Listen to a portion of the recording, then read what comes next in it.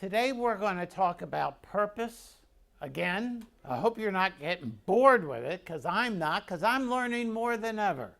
And we're looking at it this week from something called our following purpose.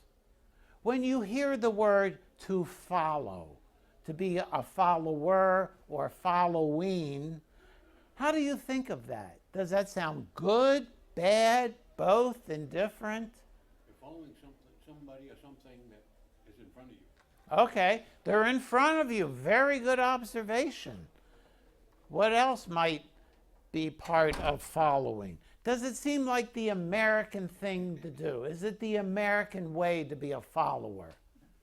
Probably not. I don't think so either, because we take the people who are up front and we say, that's who I want to be like.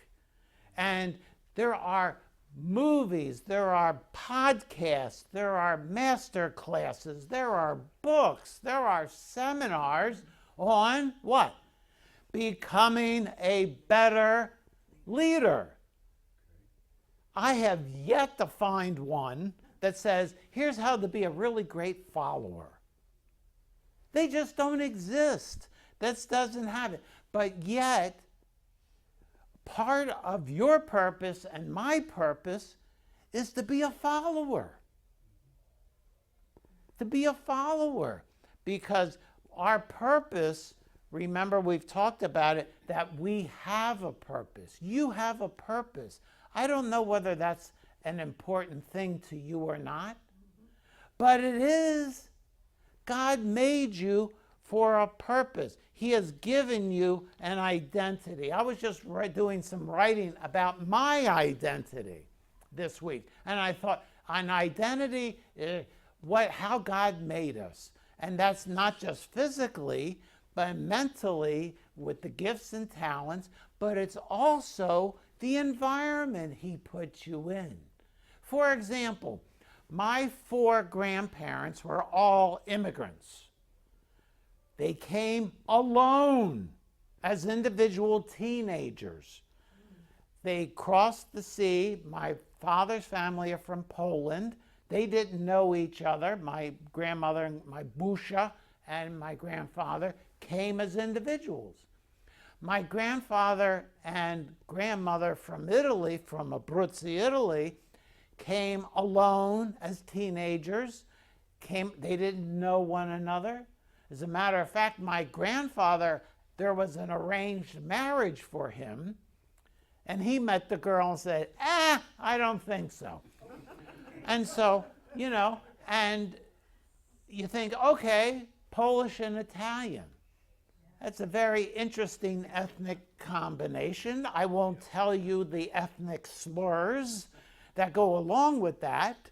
But, the food is very different, the languages, the cultures, but they have one thing in common. Poland and Italy have one thing in common. Food. No.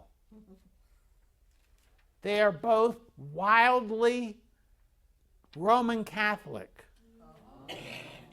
Italy, the hometown of the Roman Catholic Church. Poland is wildly popular. The Roman Catholic Church is wildly popular. And I was born into that kind of ethnic background. And where was I born? Baltimore, Maryland. Now, Maryland, if you don't know your Maryland history, does anybody know their Maryland history? You ought to get your money back from your education. Maryland was set up by Lord Baltimore. And he got a charter to create, he was given this land to be a refuge for Roman Catholics who were being persecuted in Europe.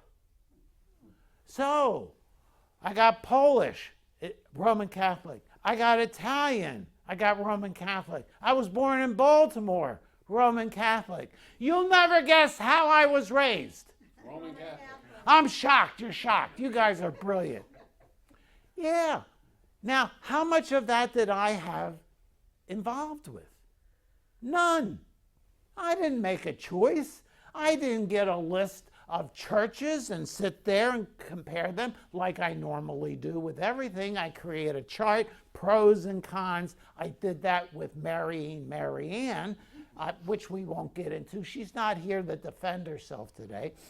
But, you know, there's an identity that God has given us. And that's just one small part. My father was raised in a traditional Polish home. My grandfather, his father, was a roaring alcoholic. Weekends, he would disappear and drink all weekend. He beat the family. He drank so much that it took money from buying food. He was verbally, emotionally, and physically abusive to the family. My dad brought that in with him. He didn't choose that, and I didn't choose it either. And yet that has an impact, both positive and negative. I have choices on how I'm going to receive the identity God has given me. Those are just a few things. And yet, all of that goes on to say, God has given you and me a purpose to take all of that. And God has said, I have things I want you to do. I have people I want you to influence.